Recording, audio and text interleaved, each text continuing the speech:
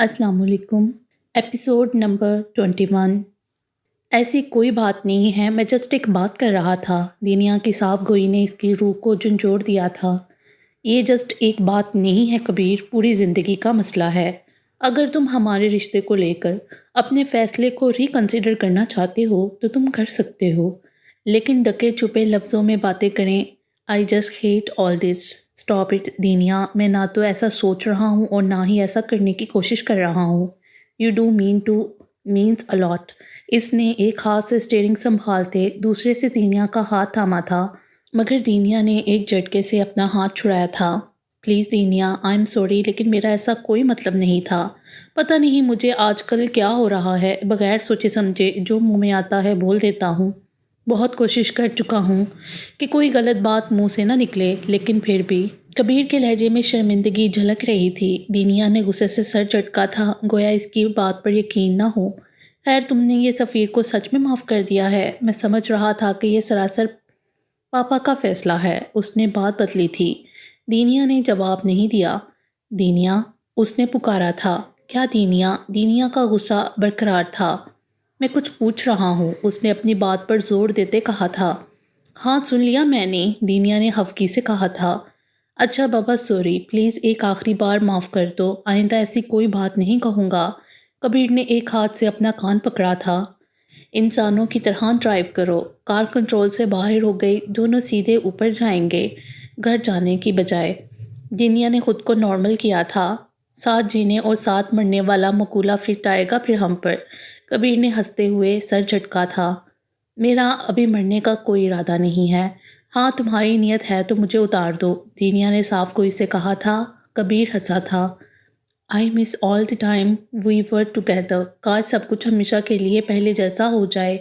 وہ بے فکری کی زندگی مجھے بہت یاد آتی ہے دنیا، ہماری دوستی مجھے بہت یاد آتی ہے۔ کاش کہ یہ محبت بیچ میں آتی ہی نہ ہوتی تو شاید سب صحیح رہتا۔ آخری جملہ اس نے دل میں اتارا تھا۔ انسان یکسانیت کے ساتھ زندہ نہیں رہ سکتا، اسی فطرت میں تغیر پذیری ہے، دنیا نے گہرا سانس لیتے کہا تھا۔ لیکن بعض اوقات تغیر انسان کی طبیعت پر مثبت کے بجائے منفی اثرات مرتب کر دیتا ہے۔ دنیا نے اپنی بات جاری رکھی تھی۔ کیا تمہیں وہ سب کچھ یاد نہیں آتا دنیا؟ تم، میں، خطیب، ہماری دوستی، ہمارا ریلیشن۔ کبیر نے دھیمے لہجے میں دریافت کیا تھا تو دنیا کے چہرے پر لمحہ بھر کو افسردگی سی مسکراہٹ ابھری تھی۔ ہر وقت گزر جانے کے لیے ہی ہوتا ہے اور ہر گزرا ہوا وقت یاد کرنے کے لیے، یہ وقت کا قانون ہے، دنیا نے ونڈو اسکرین سے باہر دیکھتے اسی انداز میں کہا تھا۔ کچھ لمحے عجیب معنی خیز خاموشی چھائی رہی تھی۔ دنیا، تمہیں وہ کارڈز میں نے نہیں بھیجے تھے؟ کبیر کی غیر متوقع بات پر دنیا نے حیرت سے اسے دیکھا۔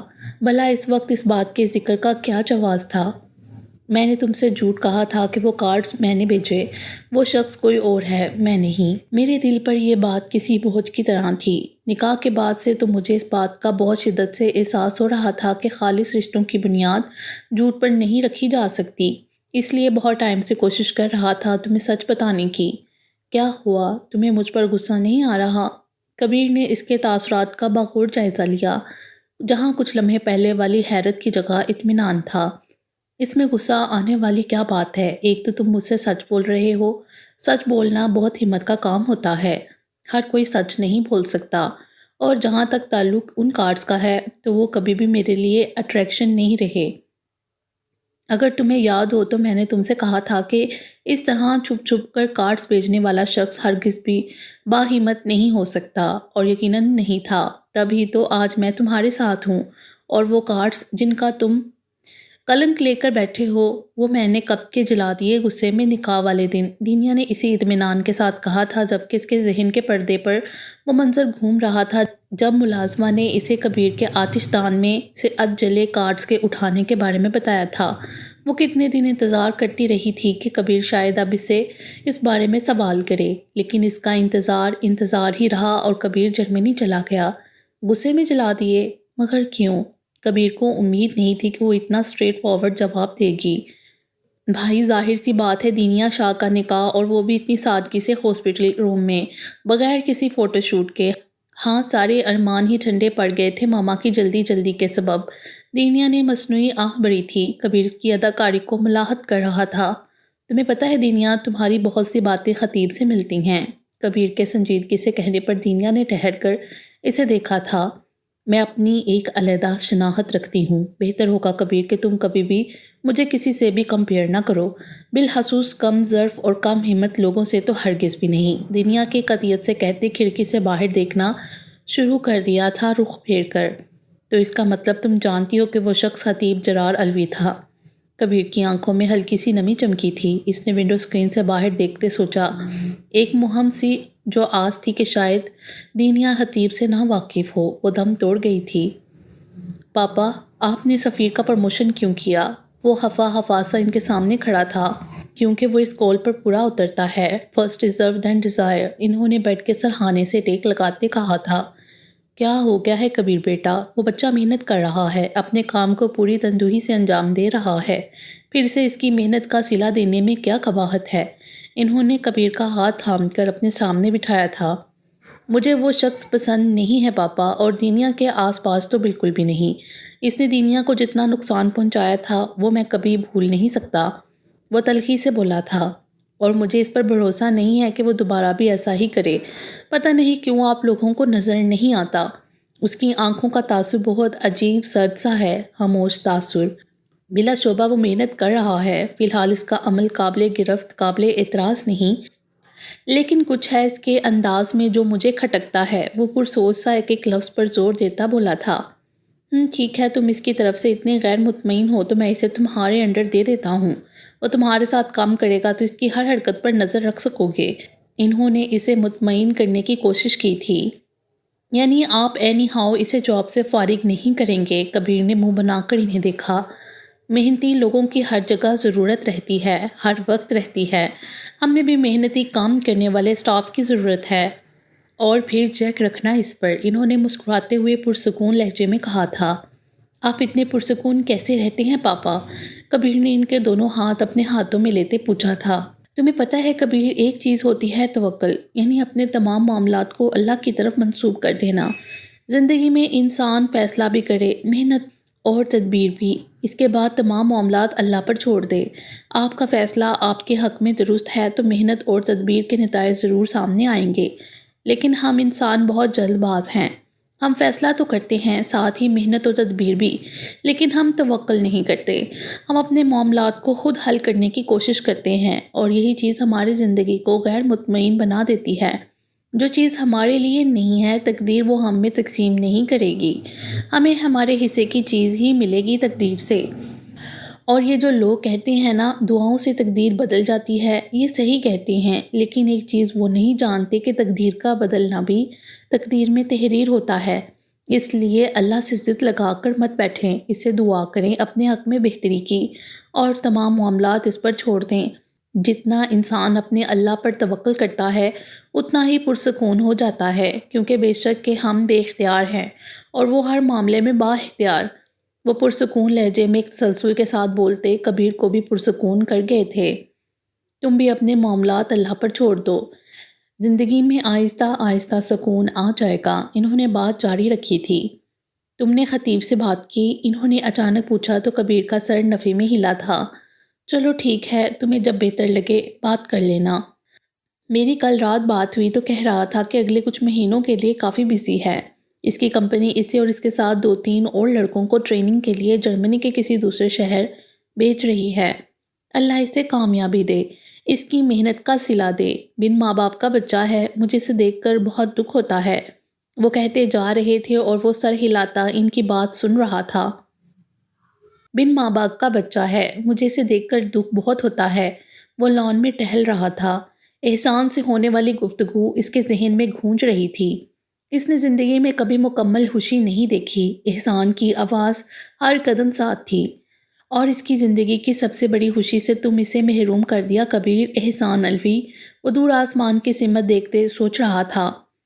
اگر اب کچھ نہیں ہو سکتا، تم وہ خوشی اسی کسی طرح بھی لوٹا نہیں سکتے اب۔ اگر نکاح نہ ہوا ہوتا دیگر بات تھی، یا دوسری صورت جان سے گزر جانے کی ہی ہے۔ اس نے تلخی سے سوچا تھا، پھر سر جھٹکا تھا۔ تم کم از کم اسے دوسری خوشیوں سے تو محروم مت کرو، اپنی دوستی بھی اسے چھین لو گے تو اس کی زندگی میں کیا بچے گا؟ اس نے سوچا تھا۔ تم اس سے بھاگ نہیں سکتے، تمہیں اس کو فیس کرنا ہی ہوگا کبیر۔ اس نے تمہیں فیس کیا تھا، تمہاری ہر خوشی میں پورے دل کے ساتھ شریک رہا۔ اس کے خلوص پر تم سوال یا نشان نہیں اٹھا سکتے۔ اور دینیا، وہ بھی مخلص ہے تمہارے ساتھ۔ تمہارے نام سے جڑنے کے بعد وہ تمہیں وہی اہمیت اور مقام دینے کی کوشش کر رہی ہے جو تمہارا اس کی زندگی میں ہونا چاہیے۔ اس کی سوچیں بلاخر مثبت سمت میں سفر کرنے لگی تھیں۔ اس نے گہرا سانس اندر کھینچا تھا اور موبائل نکال کر خطیب کا نمبر ڈائل کیا تھا۔ 2 3 4 بیلز جاتی رہیں لیکن کال ریسیو نہیں ہوئی۔ اس نے کال ڈسکنیکٹ کرتے ٹائم دیکھا۔ رات یہاں ہو رہی ہے، وہاں تو ابھی آفس آورز ہوں گے۔ اس نے ٹائم دیکھتے سوچا تھا۔ کچھ دیر تک وہ ٹہلتا رہا تھا خطیب کی کال کے انتظار میں، اور اسے بہت انتظار نہیں کرنا پڑا تھا۔ پہلی ہی بیل پر اس نے کال ریسیو کی تھی۔ ڈٹائی میں تو تم مجھ سے بازی لے گئے، اتنی مستقل مزاجی سے یاد آئے ہو کہ میں مجبور ہو گیا آخر کال کرنے پر۔ بندے کو کسی کے حواسوں پر اتنا بھی سوار نہیں ہونا چاہیے۔ کال ریسیو کرتے ہی کبیر نے کہا تھا، خدا کا شکر ہے تمہاری آواز سنائی دی کبیر، ورنہ مجھے لگنے لگا تھا میں اپنی سماعتیں کھو چکا ہوں۔ دوسری طرف سے خطیب کی بڑی ترسی ہوئی آواز ابھری تھی۔ کبیر کی آنکھیں نم ہوئی تھیں اس کے خلوص پر۔ اسی لیے مجھے تم پر تھوڑا ترس آ گیا۔ میں نے کہا بہت امتحان ہو گیا پاکستان کبھی نہیں آؤں گا کہنے والے کا۔ اب بتاؤ پھر پاکستان کب آ رہے ہو؟ کبیر نے اسی لب و لہجے میں کہا تھا۔ وعدہ نہیں کر سکتا لیکن جلد آنے کی کوشش کروں گا، پلیز ناراض مت ہونا، خطیب نے کچھ ملتجی لہجے میں کہا تھا۔ ٹھیک ہے، ناراض نہیں تھا میں پہلے بھی، صرف خفا تھا۔ تم سے ناراض ہوا تو کراچی کے سمندر میں ہی جاؤں گا، پھر کیونکہ دنیا میں پناہ ملنا مشکل ہے، کبیر بولا تھا۔ شٹ اپ کبیر، یہ اول فول باتیں نہیں کرو، نہ جانے کون سا لمحہ قبولیت کا ہو، انسان کو سوچ سمجھ کر بات کرنی چاہیے، خطیب تڑپ کر بولا تھا۔ اچھا نہیں کرتا، کبیر جلدی سے بولا تھا۔ پھر کتنی ہی دیر کبیر سے باتیں کرتا رہا تھا، با مقصد بے مقصد۔ احسان نے صحیح کہا تھا، زہر بھی کبھی کبھی تراک ہوا کرتا ہے۔ حقیقت سے آگاہی اور حقیقت کا سامنا کرنا 2 مختلف باتیں ہیں، مگر ایک میں بے چینی بے قراری تو دوسری میں قرار، راحت۔ وہ آہستہ آہستہ پرسکون ہو گیا تھا۔ ہاں یقیناً اسے اپنی یادداشت سے یہ بات مٹا دینی تھی کہ خطیب کون تھا، دینیا کے لیے اس کے احساسات کیا رہے تھے، کیونکہ اب تو دینیا خطیب جرار الوی کے صرف دوست تھی اور کچھ نہیں۔ ان دونوں نے اپنی طویل گفتگو کے دوران دینیا کا ذکر بھی نہیں کیا تھا، شاید فی الحال وہ دونوں ہی اس بات کی ہمت نہیں رکھتے تھے۔ دینیا شاور لے کر نکلی تو سامنے ڈریسنگ پر اسے ایک بوکے رکھا نظر آیا۔ اس میں لگا سوری کا کارڈ دیکھ کر ہی اسے اندازہ ہو گیا تھا کہ یہ بوکے کس نے بھیجا ہے۔ کبیر نے یقیناً۔ Sorry for everything card پر تحریر تھا، نیچے کبیر کا نام بھی لکھا تھا۔ ایک سادہ سی مسکراہٹ دینیا کے چہرے پر ابھری تھی۔ اس نے بوکے اٹھا کر ناک کے قریب کر کے سونگھا تھا، پھر آئینے پر نگاہ ڈالی تھی۔ آئینے میں نظر آتا اپنا عکس، وہ کتنا بدل گئی تھی۔ کچھ لمحے خود کو دیکھتے رہنے کے بعد اس نے آنکھیں لمحہ بھر کو بند کی تھیں، پھر نفی میں سر ہلاتے فوراً کھول دی تھیں اور بوکے رکھتے جلدی جلدی تیار ہونے لگی تھی۔ وہ آج لیٹ ہو گئی تھی، بوکے اٹھائے باہر نکلی تھی۔ پہلے کبیر کے آفس جانے کا ہی ارادہ تھا، مگر وہ بھی شاید آج لیٹ تھا کیونکہ وہ بھی کمرے سے نکلتا نظر آ رہا تھا۔ اسے دیکھ کر بہت دن بعد پورے دل سے مسکرایا تھا۔ دینیا بھی جواباً مسکرائی تھی اور چلتی ہوئی اس کے سامنے آن ٹھہری تھی۔ یہ کس خوشی میں اس نے بوکے کی طرف آنکھ سے اشارہ کیا تھا۔ مجھے لگا اس کی ضرورت ہے، کبیر مسکرایا تھا۔ لگتا ہے یادداشت واپس آ رہی ہے، دینیا نے مسکراتے ہوئے طنز کیا تھا۔ آہ کاش کہ چلی جاتی، ویسے بہت پیاری لگ رہی ہو، کبیر نے اس کی تعریف کی تھی۔ وہ تو میں تمہیں ہمیشہ ہی لگتی ہوں، وہ دینیا شاہ تھی، جواب میں شکریہ کی توقع فضول تھی۔ ہاں دیکھو تو دنیا اتنی پیاری پیاری لڑکیوں سے بھری پڑی ہے، لیکن مجھے کون پیارا لگتا ہے؟ دینیا شاہ، ہاں میری قسمت، کبیر نے مصنوعی افسوس کا اظہار کیا تھا۔ بدتمیز، سدھرنا مت، دینیا نے اسے پنچ دکھایا تھا۔ سدھر گیا تو کبیر نہیں رہوں گا، کبیر نے کندھے اچکاتے بے نیازی سے کہا تھا۔ پھر دونوں ایک ساتھ ہنس پڑے تھے۔ تم ابھی تک آفس نہیں گئے؟ دینیا نے سیڑھیوں کی طرف بڑھتے پوچھا تھا۔ نہیں، آج تمہارے ساتھ آفس جانے کا ارادہ تھا، ذرا ان مسٹر سفیر پر بم تو گراؤں کہ اب سے وہ تمہارے نہیں میرے ساتھ کام کرے گا، کبیر نے اس کی تلقین کی تھی۔ اللہ اللہ کبیر، اس غریب کا پیچھا چھوڑ دو، بیچارہ سدھر گیا ہے لیکن تم تو اسے ہر وقت بے عزت کرنے کی کوششوں میں لگے رہتے ہو، دینیا نے سنجیدہ ہوتے کہا تھا۔ وہ دونوں ساتھ ساتھ کچن میں داخل ہوئے تھے۔ کیونکہ ناشتے کا ٹائم گزر چکا تھا تو گھر کی تینوں خواتین اس وقت یہیں موجود ہوتی تھیں، جلد از جلد لنچ کی تیاری میں مصروف۔ ان تینوں نے ان دونوں کے ایک ساتھ آتے دیکھ کر شکر کا کلمہ پڑھا تھا۔ پتہ نہیں تمہیں اور پاپا کو کیوں لگتا ہے کہ وہ سدھر گیا ہے، مجھے اس شخص پر رتی بھر بھی بھروسہ نہیں۔ مجھے لگتا ہے وہ کوئی بڑا نقصان نہ پہنچا دے ہمیں۔ کبیر کی بات پر ان چاروں نے ہی دہل کر اسے دیکھا۔ اللہ نہ کرے کہ ایسا ہو، دینیا نے ناگواری سے اسے دیکھا۔ سوچ سمجھ کر تو بولنا ہی نہیں اس لڑکے نے، مومنہ نے اس کے ایک چپیٹ رسید کی تھی۔ کیا ماما، سارا ہیئر سٹائل خراب کر دیا، اس نے اپنے بالوں میں تیزی سے انگلیاں چلاتے کہا تھا۔ زری نے پیار سے اسے دیکھا تھا، گئے دنوں کی نسبت وہ آج بہتر لگ رہا تھا۔ شکر ہے کبیر اپنے پرانے موڈ میں واپس آ گیا، ورنہ پچھلے دنوں تو سوچ سمجھ کر بات کرنا پڑ رہی تھی، کبھی بھی کچھ بھی برا لگ رہا تھا اسے۔ بشریٰ نے کٹنگ بورڈ پر سبزیاں کاٹتے کہا تھا، اس کا ارادہ چائنیز رائس بنانے کا تھا۔ ہاں صحیح کہہ رہی ہو، ویسے دینیا بھی اب بہت توجہ دے رہی ہے اس پر، لگتا ہے تمہاری باتوں کا سمجھانے کا اثر ہوا ہے اس پر۔ زری نے سالن کے لیے چکن فریزر سے نکالتے کہا تھا۔ مومنہ ٹیبل پر بیٹھی پیاز کاٹ رہی تھیں، ان کا انداز گہری سوچ سا تھا۔ کیا سوچ رہی ہیں بھابھی؟ زری نے پوچھا تو وہ چونکی۔ کچھ نہیں، بس ویسے ہی، انہوں نے سر جھٹکتے کہا تھا۔ ویسے واقعی بشریٰ کے سمجھانے کا دینیا نے کافی اثر لیا ہے، وہ ایڈجسٹ کرنے کی کوشش کر رہی ہے، اس لیے میں سوچ رہی ہوں کہ زری کہ ہمیں رخصتی میں جلدی نہیں دکھائی جیسے تم نے نکاح میں کی۔ اب بچوں کو ٹائم دو، وہ اس نئے ریلیشن میں ایک دوسرے کو ایکسیپٹ کریں۔ تقریباً سال 1.5 سال تک تو اب میرا ارادہ نہیں ہے، مومنہ نے فیصلہ کن لہجے میں کہا۔ ہاں آپ ٹھیک کہہ رہی ہیں، مجھے اب یہی لگتا ہے، مگر پتہ نہیں کیوں اس وقت میں بہت وہمی سی ہو رہی تھی، اور پھر دینیا کا رویہ بھی آپ کے سامنے تھا۔ بس بھابھی مجھے ہی صحیح لگا کہ ان کا نکاح ہو جائے، لیکن اب واقعی میں کوئی زور زبردستی نہیں کروں گی۔ بچوں نے ہمارے ساتھ بہت کمپرومائز کیا، اب ہمارا وقت ہے کہ ہم ان سے کمپرومائز کریں۔ زری نے بھی سمجھداری کا ثبوت دیا تھا، بشریٰ نے بھی تائید کی تھی ان دونوں کی۔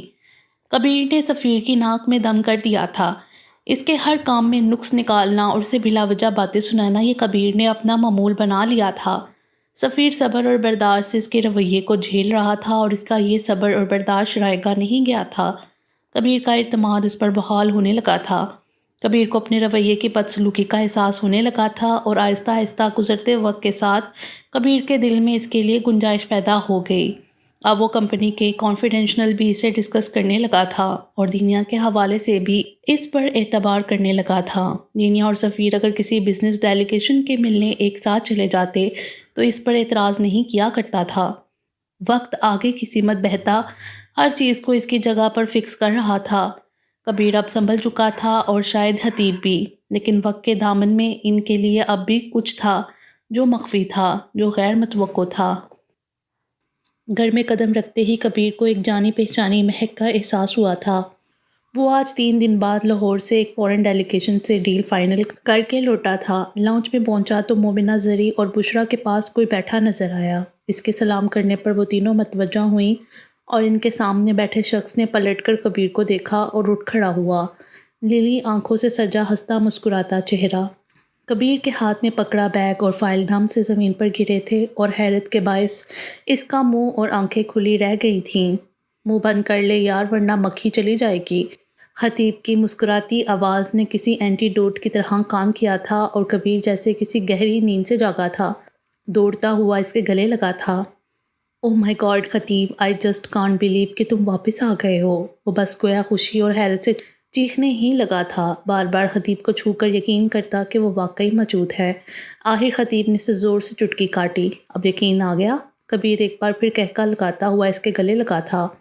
اتنا بڑا سرپرائز سچ مجھ سے تو ڈائجسٹ ہی نہیں ہو رہا۔ ڈنر ٹیبل پر سب اکٹھے تھے، سبھی خطیب کے واپس آ جانے پر بہت خوش تھے۔ دینیا حسب معمول و روایت ڈنر ٹیبل سے غائب تھی۔ بہت کم ہی وہ ڈنر سب کے ساتھ کرتی تھی، زیادہ تر کہیں نہ کہیں انوائٹڈ ہوتی تھی۔ تمہارا کانٹریکٹ پورا ہو گیا کیا؟ احسان نے اس سے پوچھا تھا۔ نہیں تایا جان، بلکہ میرا کانٹریکٹ ایکسٹینڈ ہو گیا ہے فارن نو ٹائم لمٹ، خطیب نے پانی کا گھونٹ بھرتے سوچ کر جواب دیا۔ کیا تمہارے کانٹریکٹ میں اضافہ ہو گیا ہے؟ یہ تو بیڈ نیوز ہے۔ کبیر نے منہ بناتے کہا تھا۔ خطیب نے مسکرا کر اسے دیکھا۔ کبیر سے بات کرنے دو۔ احسان نے کبیر کو ٹوکا۔ پھر پاکستان کیسے آنا ہوا؟ چھٹیوں پر آئے ہو؟ شفیق احمد نے دریافت کیا تھا۔ نہیں چچا جان، دراصل ایک سیمینار کے لیے ہمیں یہاں بھیجا گیا ہے۔ 1 ہفتے کا ٹور تھا، 3 دن تو اسلام آباد میں لگ گئے، فارغ ہوتے ہی میں یہاں آیا ہوں۔ 2 دن کا سٹے ہے میرا کراچی، پھر لاہور میں رپورٹنگ کر کے مجھے چیک آؤٹ کرنا ہے۔ خطیب نے خاصا تفصیلی جواب دیا۔ کیا صرف 2 دن؟ کبیر کو باقی کچھ قابل غور نہیں لگا تھا۔ تم 2 سال بعد مکمل 2 دن کے لیے بھی نہیں آئے۔ کبیر کا صدمے سے برا حال تھا۔ خطیب اسے صرف مسکرا کر ہی دیکھ سکتا تھا۔ بات مت کرنا مجھ سے، کبیر خفا ہو کر کہتے کھانے کی طرف متوجہ ہوا۔ سب اس کے انداز پر مسکرا دیے تھے۔ رات 12 بجے کے بعد کا وقت تھا۔ ابھی کچھ دیر پہلے ہی سب اپنے کمروں میں گئے تھے۔ باتوں کے ایک طویل سیشن کے بعد خطیب اوپر راہداری میں دنیا کے کمرے کے باہر کھڑا تھا، فون کان سے لگائے افق سے بات کرتا ہوا۔ نہیں لالا جان، میں نے تایا جان کو نہیں بتایا کہ میرا کانٹریکٹ ختم ہو گیا ہے۔ میں بتا ہی نہیں سکا۔ وہ ریلنگ تھامے سیڑھیوں کی سمت پشت کیے کھڑا تھا۔ کیوں؟ افق کو حیرت ہوئی تھی۔ جب تایا جان نے مجھ سے سوال کیا تو پھپھو بہت فکر مندی سے مجھے دیکھ رہی تھیں۔ شاید وہ نہیں چاہتی ہیں کہ میں یہاں رہوں اب، خطیب نے مدھم لہجے میں کہا تھا۔ ماما نہیں چاہتی؟ لیکن کیوں؟ افق کو سمجھ نہیں آیا۔ دین اور کبیر کے رشتے کو لے کر ان کو کچھ نہ کچھ تحفظات ہوں گے میری طرف سے۔ بہرحال وہ اپنی میں حق بجانب ہیں۔ خطیب نے گہرا سانس لیے کہا تھا۔ اچھا، اور اب تم کہاں رہو گے؟ ابھی تو جاب بھی نہیں تمہارے پاس؟ افق کو اس کی منطق پر غصہ آیا تھا۔ کر لوں گا کچھ نہ کچھ، ویسے بھی جن کے سر پر ماں باپ کا سایہ نہیں ہوتا ویسے ہی دربدر رہتے ہیں۔ اپنے پیچھے قدموں کی آہٹ پر وہ پلٹا تھا۔ اپنے دھیان میں سیڑھیاں چڑھ کر آتی دینیا نے سر اٹھا کر دیکھا تو بے ساختہ ساکت رہ گئی۔ شوق شاید اتنا شدید تھا کہ اس وقت اس کے چہرے پر سوائے حیرت کے اور کوئی تاثر رقم نہیں تھا۔ دن خطیب کے چہرے پر مانوس مسکراہٹ ابھری تھی، وہی مسکراہٹ جو ہمیشہ سے اس کے لیے تھی۔ وہ بے ساختہ 2 قدم آگے آیا تھا۔ کیسی ہو دین؟ اس کی آواز نے گویا دنیا کو شوق سے باہر نکالا تھا۔ بڑی تیزی سے اس کے چہرے پر ناگواری اور تنفر کے تاثرات ابھرے تھے۔ اس نے خطیب کے چہرے پر ایک غیر ارادی نظر کے بعد دوسری نظر نہیں ڈالی تھی اور تیز تیز قدم اٹھاتی اپنے کمرے میں داخل ہوئی تھی اور کمرہ لاک کر لیا تھا۔ دکھ کی ایک لہر خطیب کے وجود سے گزر گئی تھی۔ ہاں، یہ اس کے نصیب کا لکھا تھا اور یہ اسے عمر بھر چاٹنا تھا۔ دینیا کہاں ہے؟ اسے کسی نے بتایا نہیں کہ خطیب پاکستان آیا ہوا ہے۔ سب ناشتے کی ٹیبل پر بیٹھے احسان علوی کی آمد کے منتظر تھے۔ انہوں نے آتے ہی سب سے پہلے دنیا کی خالی کرسی دیکھ کر اس کے بارے میں دریافت کیا۔ ان کے سوال پر لمحہ بھر کو خاموشی چھا گئی تھی۔ میری ملاقات ہو گئی تھی رات دین سے۔ وہ جس وقت واپس آئی میں جاگ ہی رہا تھا۔ جواب خطیب کی طرف سے آیا تھا۔ کبیر نے اس کے چہرے پر لکھی سچائی کو پڑھا تھا۔ مدھم گفتگو کے دوران ناشتہ شروع ہو گیا تھا۔ مومنہ مخصوص ماؤں والے انداز میں خطیب کو ڈانٹ ڈانٹ کر ناشتہ کروا رہی تھیں۔ اس کی محبت کو لے کر فکر مند تھیں۔ نہیں تائی جان، اب تو میری صحت بہت اچھی ہو گئی ہے۔ جرمنی میں جو ابتدائی سال میں نے گزارا تھا، میں نے بہت ویٹ لوز کیا تھا۔ خطیب نے مسکرا کر انہیں دیکھتے کہا تھا۔ برخوردار، آج کے کیا پلانس ہیں تمہارے؟ گھر پر رکنے کا ارادہ ہے تو ہم آج آف لے لیتے ہیں، احسان نے پوچھا تھا۔ ہرگز بھی نہیں پاپا، میں نے رات ہی خطیب سے کہہ دیا ہے کہ وہ صبح میرے ساتھ آفس جائے گا۔ میں اپنے سٹاف سے خطیب کو ملواؤں گا، کبیر جلدی سے بولا تھا۔ اس کا مطلب 2 دن کے سٹے کے دوران خطیب کا ہمیں دستیاب ہونا ناممکن ہے۔ انہوں نے مسکراتے ہوئے اپنے بیٹے کو دیکھا تھا، جس نے کندھے اچکاتے شان بے نیازی سے اس بات میں سر ہلایا تھا۔ سب اس کی حرکت پر مسکرا دیے تھے۔ کبیر نے اپنے سٹاف سے اس کا اس طرح تعارف کروایا تھا جیسے وہ ان کا آنے والا نیا باس ہو۔ خطیب کے گھرنے کا بھی اس پر کوئی اثر نہ ہوا تھا۔ وہ اسے ایک ایک چیز ایسے سمجھا رہا تھا جیسے آئندہ یہ سب کچھ اسی کو سنبھالنا ہو۔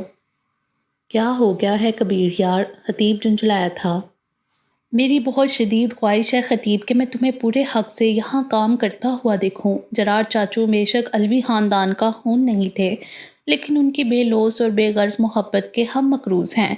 پاپا سے ان کی محبت اتنی خالص تھی کہ پاپا کے بغیر وہ جی نہیں سکے، اپنی محبت کو پا کر بھی نہیں۔ انہوں نے ایک نہ کردہ گناہ کی سزا کاٹی۔ پاپا کو پتہ ہے جرار علوی کیوں نہیں بھولتا؟ کبیر عجیب جنون و حیز سا بول رہا تھا۔ خطیب پریشان نظروں سے اسے دیکھنے لگا تھا، کیونکہ جرار علوی کو نہ کردہ گناہ کی سزا ملنے میں احسان علوی کا نام سر فہرست ہے۔ جھٹک کر دامن چھڑانے میں پہل بھی احسان الوی نے کی تھی، اپنی محبت سے بے دخل کر کے انہیں موت کی طرف بھی پاپا نے ہی دھکیلا تھا۔ وہ زندہ ہوتے، مریم چچی زندہ ہوتی تو تمہاری زندگی، تمہاری خوشیاں اتنی ادھوری نہ ہوتی۔ وہ بہت زیادہ ٹچی ہو رہا تھا۔ خطیب نے پاس رکھا پانی کا گلاس اسے تھمایا تھا، پانی پی کر وہ کچھ پرسکون ہوا تھا۔ کیا ہو گیا ہے کبیر؟ طاہر جان بابا سے بہت محبت کرتے تھے اور جو کچھ ہوا سب غلط فہمی کے سبب ہوا۔ خطیب نے اس کے کندھے پر ہاتھ رکھتے کہا تھا۔ ہاں، اور محبتوں کا قرض نسلوں تک منتقل ہوتا ہے۔ کبیر نے بھیگی سی آنکھوں سے اسے دیکھا تھا۔ کچھ فیصلے لینا مشکل ہوتا ہے لیکن مناسب وقت اکثر انہیں آسان کر دیتا ہے۔ اس نے گہرا سانس لیتے خود کو نارمل کیا تھا۔ مجھے تمہاری باتیں نہیں سمجھ آ رہی ہیں کبیر۔ خطیب بری طرح پریشان ہو گیا تھا۔ رہنے دو، نہ سمجھو تو بہتر ہے۔ خیر، تمہیں یہاں کام کرنے دیکھنے کی میری خواہش میری زندگی میں ہی پوری کرو گے یا میری جانے کے بعد؟ کبیر نے جتنے آرام سے ہنستے ہوئے یہ بات کی تھی، خطیب تو تڑپ ہی گیا تھا۔ واٹ نان سینس، میں یہ سب سننے کے لیے تمہارے ساتھ آیا ہوں؟ اب مجھ سے بات کرنے کی ضرورت نہیں ہے تمہیں، خطیب حفقی سے کہتا مڑا تھا اور آفس سے باہر نکل گیا تھا۔ کبیر بے بس سا ہنسا تھا، پھر سر جھٹکتا اسے آوازیں دیتا اس کے پیچھے گیا تھا۔ کان پکڑ کر اپ اینڈ ڈاؤن کی تو خطیب کی حفقی ختم ہوئی تھی اور اس نے کبیر کو گلے لگایا تھا۔ کبیر کہاں ہو؟ دینیا کی کال آئی تھی۔ میں؟ کبیر نے سمندر کی لہروں پر نظر جماتے میں پر زور دیا تھا۔ اس کے ذہن میں جماکا سا ہوا تھا۔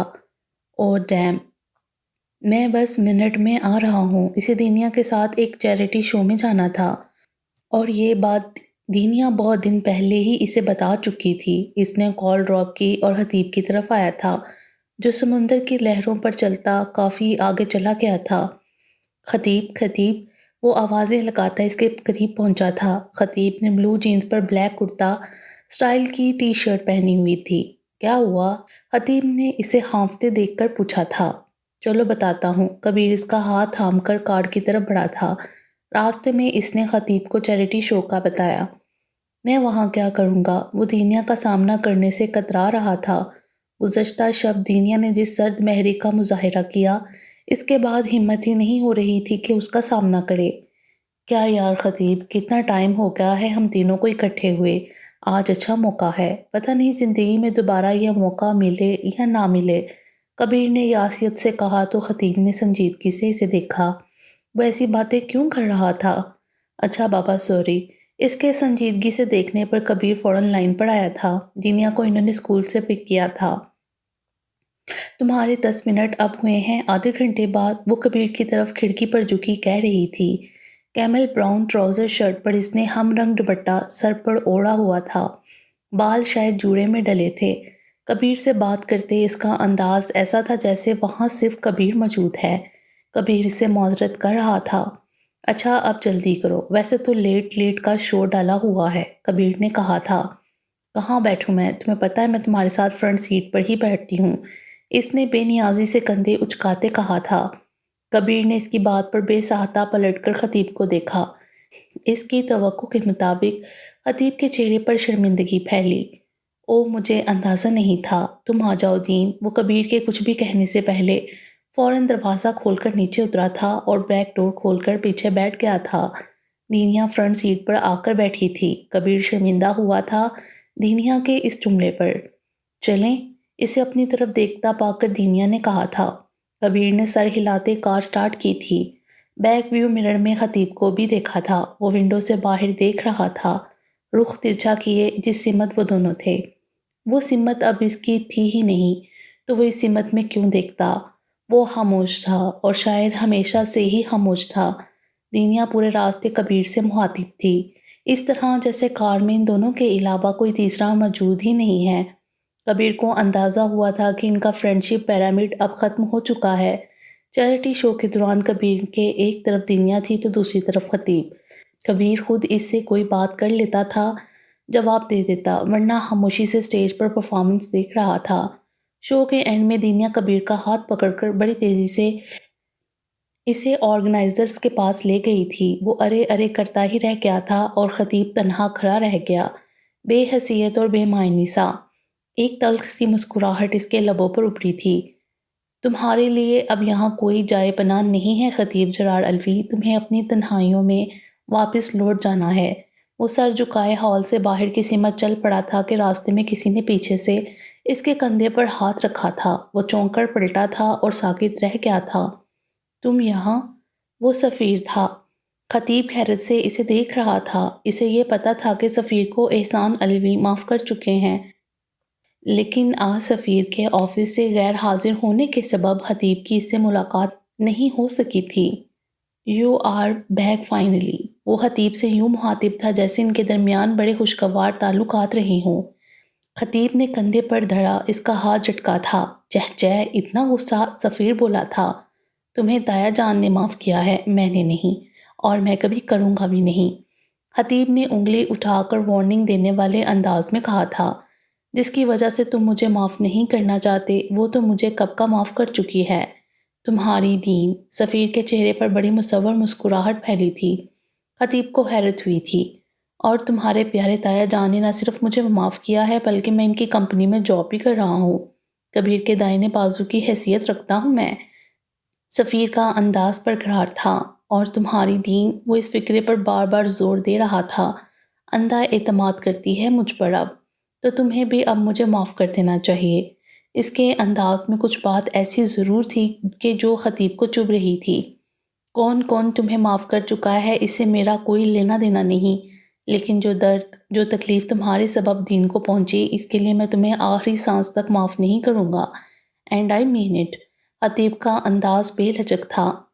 اف یہ کمبخت محبت انسان کو پوشیدہ رہنے ہی نہیں دیتی، سفیر ہنسا تھا۔ خطیب نے خاموش سرد نگاہوں سے اسے گھورنے پر اکتفا کیا۔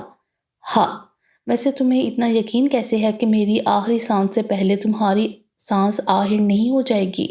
اس کے چہرے پر عجیب سی چمک تھی۔ پھر وہ 2 قدم آگے آیا تھا۔ اس کے چہرے کے تاثرات یکدم پتھریلے ہوئے تھے۔ تمہارے واپس لوٹنے کا انتظار میں نے جتنی شدت سے کیا ہے نا، شاید تمہارے کسی چاہنے والے نے بھی نہیں کیا ہوگا۔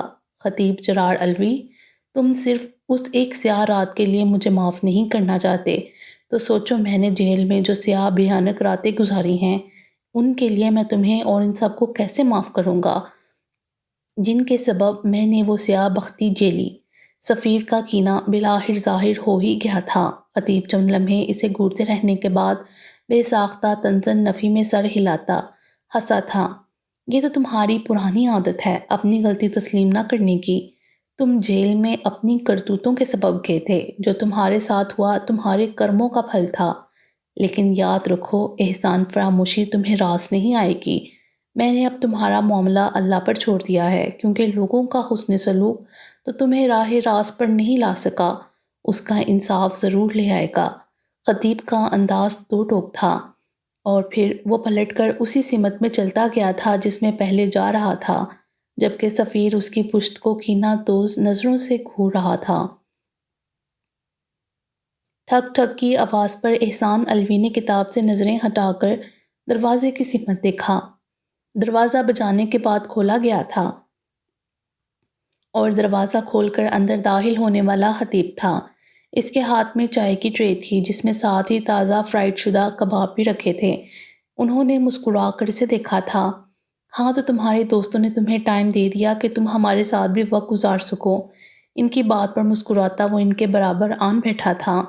جی بس چھپ کر آیا ہوں۔ چینج کر کے نماز پڑھی اور تائی جان سے آپ کا پتہ پوچھا تو ساتھ ہی انہوں نے یہ ٹرے بھی دے دی کہ ڈنر آج لیٹ ہو جائے گا، اس لیے تایا بھتیجا ان سے سہارا لگاؤ۔ اس نے چائے کا ایک کپ ان کے سامنے رکھتے سپون اور پلیٹ بھی رکھا تھا۔ تمہاری تائی جان بھی خوب ہیں۔ وہ ہنسے تھے، وہ بھی مسکرا دیا تھا۔ ہلکی پھلکی باتوں کے دوران انہوں نے چائے اور کبابوں سے انصاف کیا تھا۔ تمہاری کمپنی نے تمہارے کانٹریکٹ میں کتنی ایکسٹینشن کی ہے؟ وہ بغور اس کا چہرہ دیکھتے پوچھ رہے تھے، اور اس کے ذہن میں افق سے کچھ دیر پہلے ہونے والی گفتگو گونج رہی تھی۔ جھوٹ کبھی بھی انسان کو فلاح نہیں دیتا، یہ سبق اب تمہیں سیکھ لینا چاہیے۔ گہرا سانس لے کر وہ ان کی طرف متوجہ ہوا۔ میرے کانٹریکٹ میں کوئی ایکسٹینشن نہیں ہوئی ہے تایا، بلکہ میرا کانٹریکٹ ڈیکوریشن مکمل ہونے کے بعد ہی میں واپس پاکستان آیا ہوں۔ سچ بولتے ہوئے اس کی زبان لڑکھڑائی تو بہت تھی، لیکن اس نے مکمل سچ بولا تھا۔ پھر ان کی طرف دیکھا، وہ مسکرا کر اسے دیکھ رہے تھے۔ شاید تمہیں اندازہ نہیں، میں یہ بات کل ہی سمجھ گیا تھا ابھی تمہاری عمر بھی اتنی نہیں ہے جتنے وقت سے میں بزنس کی دنیا میں ہوں۔ مجھے پتہ ہے غیر ملکی کمپنیاں کانٹریکٹ بیسس پر ہی جابس دیتی ہیں اور بہت کم ہی کسی کو ریگولائزنگ کرتی ہیں۔ خیر پریشانی کی تو کوئی بات ہی نہیں، کل سے تم اور کبیر ساتھ آفس آنا، آج تمہارا تعارف بھی ہو گیا ہے سب سے، وہ مطمئن سے بولے تھے۔ ویسے بھی وہ اب حتیب کو خود سے دور بھیجنے کے حق میں نہیں تھے۔ نہیں تایا جان، آپ جانتے تو ہیں میں اپنے بلبوتے پر کچھ کرنا چاہتا ہوں، اپنی علیحدہ شناخت بنانا چاہتا ہوں۔ ویسے مجھے امید ہے کہ میری کمپنی کی جو برانچ پاکستان میں کام کر رہی ہے مجھے وہاں سے آفر لیٹر آئے گا، کیونکہ میرے جو باس تھے وہ میرے کام سے کافی متاثر تھے اور مجھے پروموشن بھی دی تھی۔ لیکن آپ کو تو پتہ ہے رولز اینڈ ریگولیشن کو لے کر یہ لوگ بہت ان کمپرومائزنگ ہوتے ہیں، وہ ان کو سنجیدگی سے بتا رہا تھا۔ آفس تو جوائن نہیں کر رہے لیکن کیا تم کراچی میں رہ کر جاب نہیں کرو گے؟ وہ اسے جانچ رہے تھے، وہ خاموش رہا تھا۔ کیا اس کی کوئی خاص وجہ؟ وہ اندازے کے درست ہونے پر مزید بولے تھے۔ کوئی خاص نہیں، اس نے نگاہیں چراتے کہا تھا۔ اس کا مطلب تم بتانا نہیں چاہتے، چلو جیسے تم بہتر سمجھو، ہم تمہاری خوشی میں خوش ہیں۔ انہوں نے محبت سے اس کے کندھے پر ہاتھ رکھا تھا جو اس نے مسکراتے ہوئے تھام لیا تھا۔ سچ بول کر وہ واقعی خود کو آزاد اور ہلکا پھلکا محسوس کر رہا تھا۔ پھر کہاں جاب کرنے کا ارادہ ہے؟ وہ اس سے پوچھ رہے تھے۔ فی الحال تو کل لاہور جا رہا ہوں، جاب کے ساتھ اپنی اسٹڈیز بھی کنٹینیو کرنے کا ارادہ ہے، لیکن تایا جان میری آپ سے ریکویسٹ ہے کہ میری جرمنی واپس نہ جانے والی بات آپ کے اور میرے درمیان رہے گی۔ اس کو اچانک خیال آیا تھا، تو اس میں چھپانے والی کیا بات ہے؟ انہیں اس کی منطق سمجھ نہیں آئی تھی۔ کبیر مجھے جانے نہیں دے گا اور میں یہاں رک نہیں سکتا۔ خطیب نے ایک جملے میں بات نپٹائی تھی۔ اس کا جملہ قابل گرفت تھا لیکن انہوں نے نظر انداز کر دیا تھا، اتنے سمجھدار تو وہ بھی تھے۔ کبیر اور دینیا جب تک واپس آئے خطیب ڈنر کر کے سو چکا تھا۔ تم نے خطیب کے ساتھ مس بیہیو کیا دینیا، تمہیں ایسا نہیں کرنا چاہیے تھا۔ جب تم نے اسے معاف کر دیا تھا تو پھر یہ رویہ کیوں؟ کبیر نے خفا لہجے میں کہا تھا۔ ہاں میں نے تمہارے کہنے پر اسے معاف کر دیا تھا، لیکن میں یہ نہیں کہا تھا کہ ہم دوبارہ سے دوست بن گئے ہیں۔ میرے دل میں اس کے لیے ایک نقطے کی بھی گنجائش نہیں ہے، اس لیے پلیز مجھے فورس مت کرنا۔ دنیا نے ہمیشہ کی طرح بنا جھجکے کہا تھا اور اپنے روم میں چلی گئی تھی۔ وہ صحیح کہہ رہی ہے کبیر، اگر اس کے دل میں خطیب کے لیے اب گنجائش نہیں تو تمہیں زبردستی نہیں کرنی چاہیے۔ آخر تم اس بات کو سمجھ کیوں نہیں لیتے کہ دنیا کی زندگی سے اب خطیب کا گزر نہیں ہو سکتا، کسی بھی طور نہیں۔ زندگی اب سب کچھ اپنے مقام پر آ چکا ہے تو تم کیوں بگاڑ پیدا کر رہے ہو؟ ان دونوں کے درمیان موجود کشیدگی کو ختم کرنے کے لیے اب کسی بڑے حادثے کا رونما ہونا ضروری ہے۔ اس نے لاؤنج میں رکھے صوفے پر بیٹھتے خود سے کہا تھا۔ ہر بات صحیح اور قابل تسلیم ہے، لیکن ایک بات اور ہے جو مجسم حقیقت رکھتی ہے، اور وہ یہ کہ خطیب کا بہترین دوست ہی اس کی زندگی کے ویران ہونے کا سبب بنا ہے۔ کاش کہ دنیا کے لیے میرے جذبات کبھی نہ بدلے ہوتے، یا کم از کم میں نے جلد بازی میں یہ بات خطیب کو نہ بتائی ہوتی۔ خطیب نے بھی کبھی کچھ نہیں بتایا۔ میرے دل میں یہ جو بھانس چبھی ہے یہ کبھی نہیں نکلے گی کہ میں اپنے دوست کی خوشیوں کا قاتل ہوں۔ میں نے اس کے حق پر ڈاکہ ڈالا ہے، اس کے خوابوں کو روند کر اپنے خوابوں کا محل تعمیر کیا ہے۔ کبیر احسان علوی کا اچھا دوست ثابت نہیں ہو سکا، اسے دوستی نبھانی نہیں آئی۔ بہت عرصے بعد وہ پھر اسی فیز میں چلا گیا تھا جس سے بہت مشکل سے باہر نکلا تھا۔ کل میری سفیر سے ملاقات ہوئی وہاں چیریٹی شو میں۔ خطیب کل رات سے ہی اسی نیچ پر سوچ رہا تھا کہ وہ سفیر سے ہونے والی ملاقات کا تذکرہ گھر میں کس سے کرے۔ بالآخر اس نے کبیر کو بتانے کا ہی فیصلہ کیا۔ وہ دونوں اس وقت کبیر کے روم میں تھے۔ خطیب صبح جلدی اٹھ گیا تھا تو کبیر کے پاس چلا آیا تھا۔ تمام بڑوں سے سلام دعا کرتا، کیونکہ آج سنڈے تھا تو سب ناشتہ دیر سے ہی کرتے تھے، البتہ صبح کی چائے ساتھ پیتے تھے۔ کبیر آئینے کے سامنے کھڑا بالوں میں تیزی سے برش پھیر رہا تھا۔ خطیب صوفے پہ بیٹھا تھا۔ ناشتے کے بعد اس کا حیدرآباد جانے کا ارادہ تھا، ماموں سے ملنے۔ ہاں وہ آیا ہوا تھا سائقہ کے ساتھ، دنیا کی دوست ہے نا، اس کا فیونسی ہے۔ کل وہ آفس نہیں آیا تھا ورنہ تم سے ملاقات کرواتا۔ بلیو می خطیب بہت بدل گیا ہے۔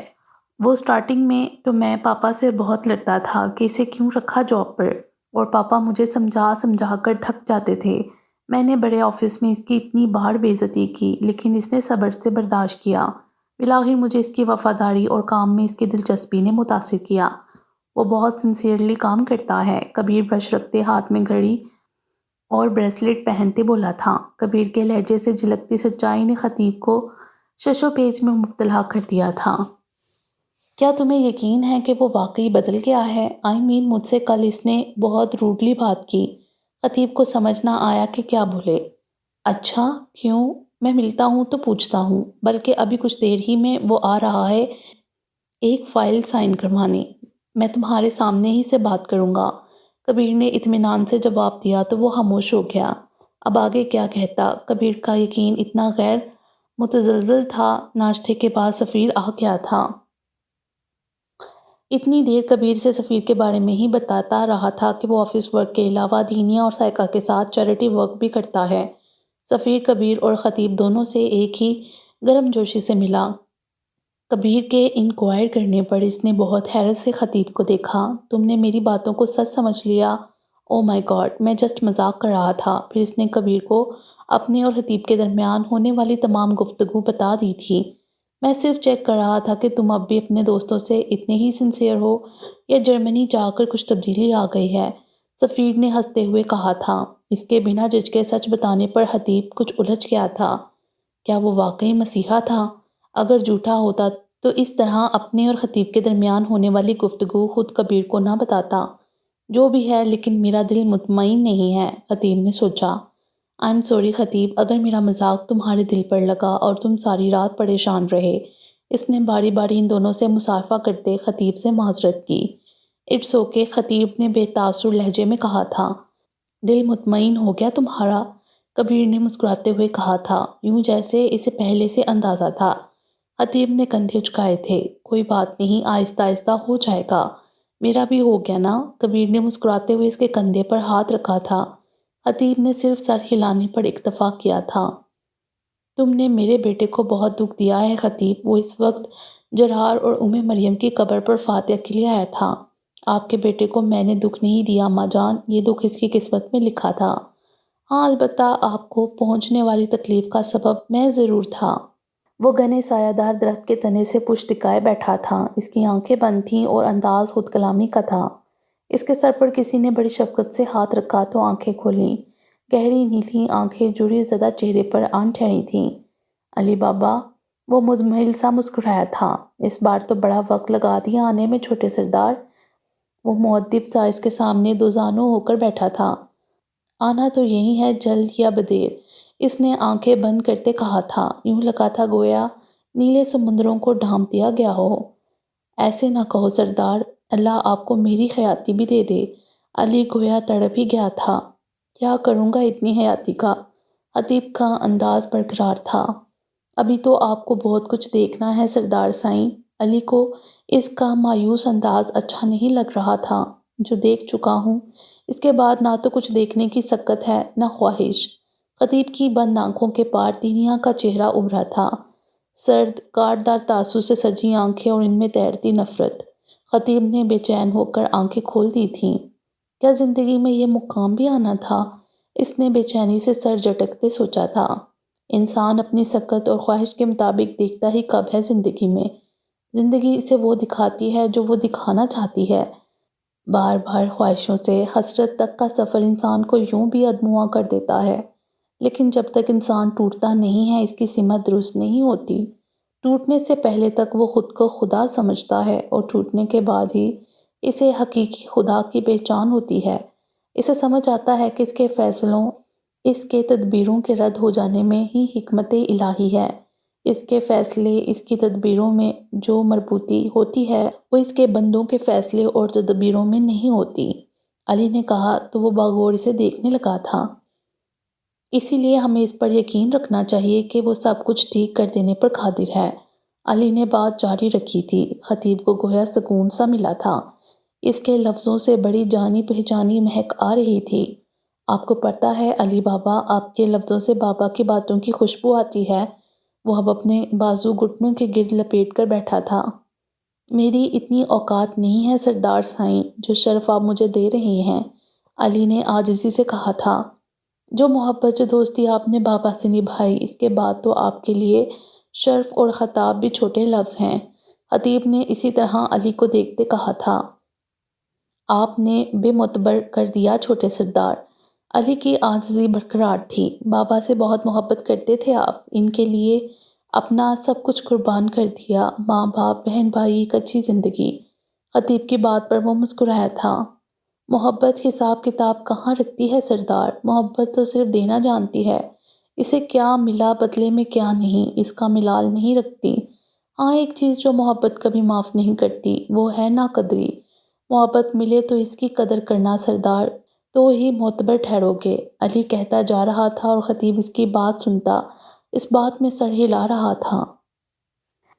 خطیب جس طرح اچانک آیا تھا، گزشتہ شب اسی طرح واپس جا چکا تھا، سب کے مطابق جرمنی۔ البتہ احسان کو پتہ تھا کہ وہ لاہور میں اور اس نے ایوننگ کلاسز میں ماسٹرز کے لیے اپلائی کیا ہے۔ رہائش اس کی اپنی کسی دوست کے اپارٹمنٹ پر تھی، جب تک اسے خود کوئی اچھا اپارٹمنٹ نہ ملتا۔ ویسے خطیب کو 2-2.5 سال بعد دیکھ کر بہت اچھا لگا۔ بشریٰ ارمان کو کھانا کھلاتے بولی تھی۔ لاؤنج میں مدھم آواز میں ٹی وی چل رہا تھا۔ وہ تینوں باتوں کے دوران ٹی وی دیکھ رہی تھی، ساتھ تبصرے بھی۔ ہاں کہہ تو صحیح رہی ہو، مومنہ نے اس کی تائید کی تھی، مگر بہت کم وقت کے لیے آیا، کم از کم 1 ہفتے کے لیے تو آتا۔ رات گئے تک اس کے تایا بھی اسے یاد کرتے رہے۔ مومنہ کے لہجے میں ممتا تھی۔ بشریٰ نے زری کی خاموشی کو نوٹ کیا۔ کیا بات ہے ماما، آپ کیوں خاموش ہیں؟ بشریٰ کی بات پر مومنہ بھی متوجہ ہوئی تھی۔ آپ کو خطیب کا آنا اچھا نہیں لگا؟ بشریٰ نے انہیں دیکھا تھا۔ نہیں ایسی تو کوئی بات نہیں، بس میں کچھ فکر مند ہو گئی تھی، کیا کروں ماں ہونا اور جیسا کچھ میں نے جھیلا ہے، اس کے بعد وہم بے اعتباری تو جیسے دل سے جاتی ہی نہیں ہے۔ ہر پل لگتا ہے جیسے کچھ ہو جائے گا، جیسے خوشیوں کو نظر لگ جائے گی، سب بکھر جائے گا۔ یہ وہم، یہ بے اعتباری مجھے کبھی مکمل ہونے ہی نہیں دیتے۔ سیڑھیوں سے اترتی دینیا نے رک کر زری کو دیکھا تھا۔ مجھے نہ جانے کیوں کبھی کبھی وہم سا ہوتا ہے، دینیا اور مریم کی زندگی میں ہونے والے واقعات کبھی کبھی ایک جیسے لگتے ہیں۔ مریم کے لیے پہلے جرار کا رشتہ آیا۔ بظاہر اس رشتے میں کوئی کمی نہ تھی، مریم کو بھی اعتراض نہ تھا، لیکن وہ رشتہ شخص کی انا کی نظر ہو گیا۔ دینیا کے لیے بھی سب سے پہلے خطیب کا رشتہ آیا۔ زری کی اس بات پر دینیا نے بے ساختہ ریلنگ تھامی تھی۔ اسے احسان علوی اور خطیب کے درمیان ہونے والی وہ گفتگو آج تک یاد تھی۔ خطیب کے کہے وہ جملے اس کے دل میں بالے کی مانند پیوست تھے۔ ویسے وہی وقت تھا جب اس کا دل خطیب کی طرف سے خراب ہونا شروع ہوا تھا۔ اسے دینیا شاہ کو رد کر دینا اتنا آسان لگا تھا، یہ بات دینیا شاید کبھی بھول نہیں سکتی تھی۔ زری مزید کچھ کہہ رہی تھی، اور اس رشتے میں بظاہر کوئی نقص نہ تھا۔ پھر مریم کو بھی جانتے تھے اور خطیب کو بھی، لیکن میرے دل میں مریم کے لیے جو بے جا نفرت تھی اور بابی جان کبیر کے لیے ڈٹ گئی تھیں، اس لیے ہم نے مریم کے گھر جا کر اسے کہا کہ وہ اس رشتے سے انکار کر دے۔ دنیا کے لیے آیا خطیب کا رشتہ اس طرح آگے بڑھنے سے پہلے ہی ختم ہو گیا۔ زری کی بات پر جہاں بشریٰ کا منہ کھلا، وہیں دنیا کو بڑے زور کا چکر آیا تھا۔ اگر وہ سیڑھیوں میں بیٹھ نہ جاتی تو شاید گر جاتی۔ زری تم بھی کیا؟ نہیں بابی جان، آج مجھے بول لینے دیں، بہت بوجھ ہے میرے دل پر، شاید یہ وہم، بے اعتباری اور اسی طرح دل سے جائے۔ زری نے مومنہ کو ٹوکا تھا۔ مومنہ نے بے بسی سے زری کو دیکھا تھا۔ مریم کی کہیں اور منگنی ہوئی، اس نے پورے دل سے اس رشتے کو تسلیم کیا۔ دینیا کی منگنی کبیر سے ہوئی، اس نے بھی اس رشتے کو پورے دل سے قبول کیا۔ لیکن مریم کی شادی وہاں نہیں ہوئی جہاں اس کی منگنی ہوئی، اس کی شادی جرار سے ہوئی۔ یہیں آ کر میرے دل ہولنے لگتا ہے، دینیا کی قسمت مریم جیسی نہ ہو، اسی لیے میں نے زبردستی بھائی صاحب کو کہہ کر کبیر اور دینیا کا نکاح کروا دیا۔ میں نہیں چاہتی تھی دینیا کی زندگی میں مریم کی طرح علی جیسا کوئی کردار آ جائے، لیکن اتنا سب کچھ کر کے بھی دل کو سکون نہیں ملا، بے چینی، بے قراری اپنی جگہ جوں کی توں ہیں۔ وہ پریشان سی بول رہی تھیں۔ اور ایسا اس لیے ہے کہ تم نے کبھی کسی کے دل کی شدید خواہش کو اپنی نفرت، اپنی انا کے قدموں تلے روندا ہے۔ زرمیم بیگم، یہ احسان علوی تھے جو نہ جانے کب سے وہاں کھڑے تھے۔ وہ تینوں ہی متوجہ ہوئی تھیں۔ اب مجھے سمجھ آ رہا ہے آخر مریم ہارٹ اٹیک تک کیوں پہنچی۔ جب انسان کے تم جیسے رشتہ دار ہوں گے تو اسے دشمنوں کی ضرورت نہیں۔ احسان علوی غصے سے کانپ رہے تھے۔ کبیر کے پاپا: نہیں مومنہ بیگم، آپ سے بات بعد میں ہوگی، پہلے ہم بہن بھائیوں کو نپٹنے دیں۔ انہوں نے انگلی اٹھاتے وارننگ دی تھی۔ تمہیں ذرا احساس نہ ہوا زمین؟ جرار ان کے حلق میں جیسے کچھ اٹکا تھا۔ جرار کا بیٹا بھی تھا حتیب، صرف مریم کا نہ تھا۔ بھول گئیں تم جرار کو، اس کی محبت، اس کے مان کو؟ بھول گئیں کہ تمہارا ہی گھر بچانے کے لیے جرار نے مریم کو چھوڑا، جبکہ اس کا رشتہ طے ہو گیا تھا، مریم سے منگنی ہونے والی تھی ان دونوں کی۔ احسان علوی کا گویا حلق شل ہو گیا تھا۔ بھائی صاحب، شفیق احمد نے ان کا کندھا تھاما تھا۔ تم دیکھ رہے ہو شفیق، اس نے کیا کیا ہمارے جرار کے بیٹے اور بیوہ کے ساتھ؟ سالوں بعد اسے ملی، اجنبیوں کی طرح۔ مریم تو قبر میں جا سوئی، اس سے آنکھیں ملانے کے لائق نہیں رہا۔ مریم نے چاہے اسے ایک لفظ نہ بتایا ہو، لیکن میں جانتا ہوں وہ مریم کی ایک نظر کو بھی پہچانتا تھا۔ ان ماں بیٹے نے زندگی کا طویل تنہا وقت ایک ساتھ کاٹا تھا، وہ ایک دوسرے کی سانسوں تک کو پہچانتے تھے۔ یہ ممکن ہی نہیں کہ یہ خواہش تنہا مریم کی خواہش ہو، اس میں حتیب کی خواہش بھی ضرور شامل رہی ہوگی۔ او زری، تم نے میرے ہاتھوں یہ کیسا فیصلہ کروا دیا؟ میں تو آج تک جرار کو چھوڑنے کے لیے اپنے فیصلے پر پچھتاتا ہوں، اور سمجھتا تھا کہ یہی ایک پچھتاوا جو قبر تک میرے ساتھ جائے گا، لیکن نہیں، میری بہن کی مہربانی سے ان پچھتاووں میں گران قد اضافہ ہوا ہے۔ وہ شدید طنز اور غصے کے ملے جلے تاثر کے ساتھ بول رہے تھے۔ زرمیم تو بس کھڑی کھڑی رو رہی تھیں۔ مومنہ کی حالت بھی مختلف نہ تھی، بڑی عجیب سی سچویشن ہو گئی تھی۔ دینیا بھیگی آنکھوں سے یہ منظر دیکھ رہی تھی۔ اسے کچھ سمجھ نہیں آ رہا تھا، کیونکہ وہ جرار علوی کی داستان سے بے خبر تھی۔ تم نے بہت غلط کیا زری، اتنا غلط کہ مریم اس دکھ کے ساتھ ہی دنیا سے چلی گئی۔ روز محشر میں اپنے بھائی کو کیا جواب دوں گا؟ کیا کہوں گا؟ نہیں سنبھال سکا اس کی مریم اور اس کے خطیب کو۔ یہی وہ لوگ تھے جن کے نام لیتے لیتے اس کی جان نکلی، جن میں اس کی سانسیں اٹکی تھیں۔ تم نے بہت غلط کیا۔ اور پھر وہ آنکھیں رگڑتے اپنے کمرے کی طرف بڑھ گئے۔ دکھ اتنا شدید تھا کہ فی الحال وہ مومنہ بیگم کی شکل بھی نہ دیکھنا چاہتے تھے۔ بات کرنا درکنار۔ ان کے ذہن میں بار بار جرار سے آخری لمحوں میں ہونے والی گفتگو گھوم رہی تھی۔ اس کی آنکھوں کا حسرت سے ایک ہی زاویے پر ٹھہر جانا، اس کے ٹوٹے ٹوٹے لفظ انہیں وہ بمشکل ادا کر رہا تھا۔ احسان نے آنکھوں کے بھیگے کونوں کو صاف کیا تھا۔ پچھلے 2 دن سے نہ وہ آفس گئے تھے، نہ ہی انہوں نے مومنہ اور زرمیم سے بات کی تھی۔ کبیر آج کل آؤٹ آف سٹی تھا۔ بالآخر شفیق احمد آئے تھے انہیں سمجھانے کے لیے۔ غصہ تو کب کا ختم ہو چکا شفیق، یہ تو دکھ ہے، غم ہے جس نے میری زبان بند کر دی ہے۔ اپنے گھر کی جن عورتوں کو میں نے سب سے زیادہ عزت، سب سے زیادہ مان دیا، انہوں نے مجھے دھوکا دیا، مجھے بے وقوف بنایا۔ میں کتنے دن تک سوچ رہا کہ آخر مریم نے کیوں انکار کر دیا، جبکہ اس نے کہا بھی خود تھا۔ بہت برا کیا ان دونوں نے شفیق۔ احسان کا دکھ برقرار تھا۔ جو ہونا تھا سو ہو چکا ہے بھائی صاحب، اب اسے بدلا نہیں جا سکتا۔ پلیز خود کو سنبھالیں، آپ گھر کے بڑے ہیں تو بڑے ہونے کا ثبوت بھی آپ کو ہی دینا پڑے گا۔ آپ کو ہی اپنا ظرف بڑا کرنا ہوگا۔ ان سے غلطی ہوئی ہے، معاف کر دیں انہیں۔ شفیق احمد نے ان کا ہاتھ اپنے دونوں ہاتھوں میں تھاما تھا۔ مریم اس دکھ میں مر گئی اور تم کہتے ہو غلطی ہو گئی ان سے؟ احسان نے اپنے چھوٹے بھائی کو یوں دیکھا جیسے ان کی دماغی حالت پر شک ہو۔ ہاں غلطی، کیونکہ یہ تو آپ کو بھی پتہ ہے کہ ان کا ارادہ مریم کو نقصان پہنچانے کا نہیں ہوگا۔ شفیق احمد انہیں ہر صورت راضی کر لینا چاہتے تھے۔ ایک ماں کا اس سے بڑا نقصان اور کیا ہوگا کہ اسے کہا جائے کہ اپنی اولاد کی خوشی کسی اور کو دان کر دے۔ شفیق لاجواب ہو گئے تھے۔ آپ جیسا سوچ رہے ہیں ہو سکتا ہے ویسا نہ ہو۔ شفیق احمد کے لہجے میں بے چارگی آ سمائی تھی۔ تم نے نہیں دیکھا شفیق، میں نے بہت قریب سے دیکھی ہیں ان ماں بیٹے کی محبت۔ وہ ایک دوسرے کی باتیں بن کہے سمجھتے تھے، وہ ایک دوسرے سے مکمل تھے۔ اور اب خطیب ادھورا رہ گیا ہے، لیکن اب حقیقتاً کچھ نہیں ہو سکتا۔ کاش کہ میں اتنا بے خبر نہ ہوتا۔ پہلی بار کی بے خبری نے میری جرار کو مجھ سے ہمیشہ کے لیے دور کر دیا۔ اب یہ بے خبری مجھ سے میری کون سی قیمتی متاع لے گئی مجھے اندازہ نہیں ہے۔ وہ دکھ سے کہہ رہے تھے۔ شفیق احمد بس ان کا چہرہ دیکھ رہے تھے۔ باقی انشاءاللہ اگلی ویڈیو میں امید ہے آپ کو یہ ویڈیو پسند آئی ہوگی۔ ہمارے چینل کو سبسکرائب کریں اور بیل آئیکن کو پریس کر دیں ہمارے چینل کی لیٹسٹ اپڈیٹس حاصل کرنے کے لیے۔ شکریہ۔